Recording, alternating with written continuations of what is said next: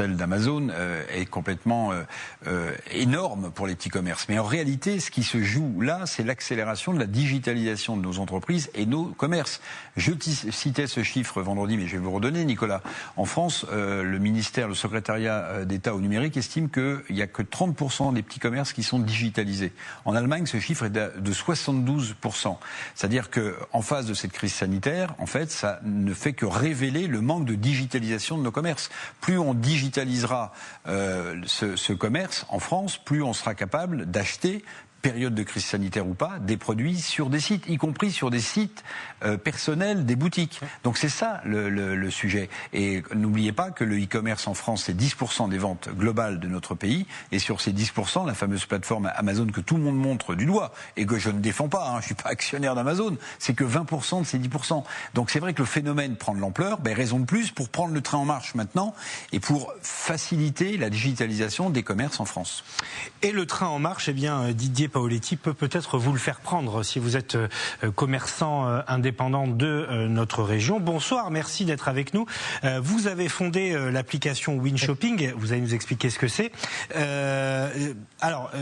Vous êtes originaire de La Valette, je crois que vous êtes installé à La Valette dans le Var, maintenant à Aix-en-Provence, mais vous vous occupez donc de tous les commerçants de notre région. Vous avez donc créé cette application qui propose aux commerçants de passer au digital. Vous pouvez nous expliquer comment ça fonctionne ? Oui, c'est assez simple en fait, c'est que je me suis rendu compte qu'effectivement beaucoup de commerçants avaient des difficultés à passer à la digitalisation. Et il est vrai que c'est pas forcément simple si on n'a pas d'affinité avec l'informatique. Et l'objectif, c'était de pouvoir leur permettre de créer un espace où ils peuvent vendre leurs produits en moins de 25 minutes. On les accompagne pendant justement cette mise en place. Et en 3 clics, ils peuvent se mettre à vendre tous leurs produits auprès de leurs clients et à les tenir informés des éventuelles promotions. Ça a bien marché pendant le premier confinement, en l'occurrence. Beaucoup de personnes ont commencé à passer le cap de découvrir tout simplement la possibilité de commander dans son commerce de proximité tous les produits à dispo.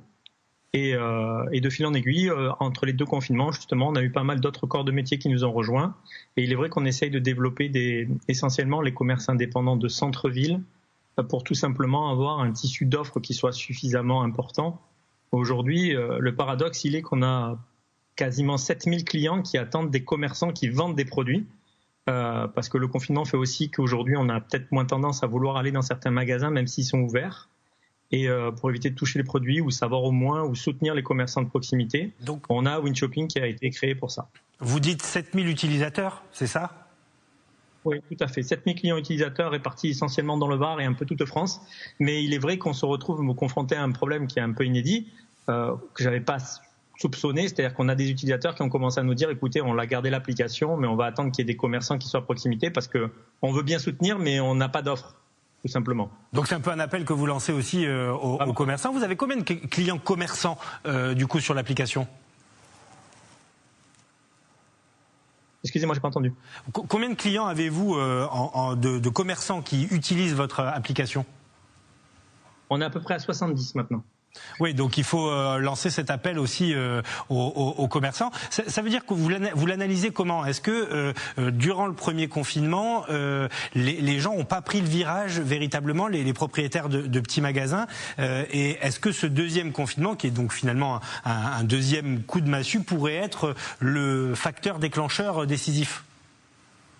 Je pense que les gens, mais à la fois les professionnels tout comme les clients, commence à concevoir que ça peut faire partie un peu de notre paysage quotidien, dirais-je, le fait d'être confiné de temps en temps. Et il est vrai que peut-être à la première opportunité de prendre un click and collect, comme ils l'appellent tous aujourd'hui, certains commerçants n'en voyaient pas forcément l'utilité.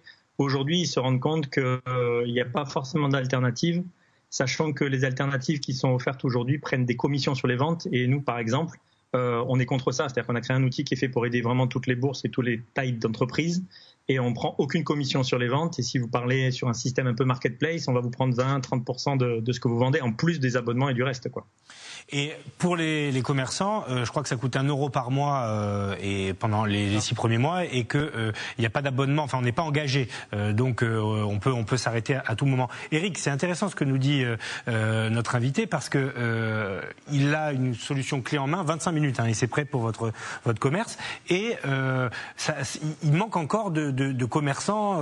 Oui, parce que ça veut dire que peut-être que les commerçants n'ont pas encore ce déclic. Mais en fait, c'est pour ça que je donnais ce chiffre tout à l'heure. La différence entre le petit commerce en France et le petit commerce en Allemagne, à 30%, la digitalisation est effective en France et 72% en Allemagne. Je pense que culturellement, enfin, je ne sais pas si vous êtes de mon avis, mais culturellement, en fait, on n'est pas encore dans cet univers-là de la digitalisation. On est plutôt dans l'univers où on se plaint des plateformes mouse costaud, passez-moi l'expression, mais sans voir qu'avec la digitalisation de son propre business, on a un véritable trésor à aller chercher. Je pense que le vrai déclic sera le moment où les commerçants vont comprendre qu'ils peuvent, grosso modo, mutualiser leurs efforts pour avoir une énorme base de clients qui soit tout simplement, alors typiquement on peut le voir sur la ville de la Garde, vous allez avoir des clients qui ont adhéré à l'application tout d'abord pour travailler avec une épicerie et qui finalement va acheter chez le fleuriste, qui finalement va acheter chez le boulanger, qui finalement, bref, on se partage les clients au lieu que ce soit des méga trusts ou des énormes plateformes qui ont leurs clients et le pouvoir et qui vous donnent une exposition. Aujourd'hui, si tous les commerçants de centre-ville jouaient le jeu, on pourrait vraiment faire un contre-pouvoir et profiter de cette opportunité, quoi. Merci beaucoup en tout cas Didier Paoletti. Je rappelle le nom de votre application WinShopping à télécharger sur les smartphones. Alors pour l'instant bien implanté dans le Var, mais c'est ouvert à tous les commerçants de la région. Et on a bien compris que c'est pas la demande mais l'offre qui vous manque un peu et que les commerçants sont bien évidemment les bienvenus.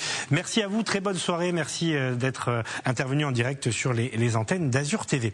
Le confinement, alors là on est dans une forme de démarche solidaire aussi avec les entreprises, mais il y a aussi l'histoire de Kevin qui est une histoire vraiment à raconter un peu partout puisqu'il est coiffeur. Ça fait 2 ans qu'il se balade dans Marseille pour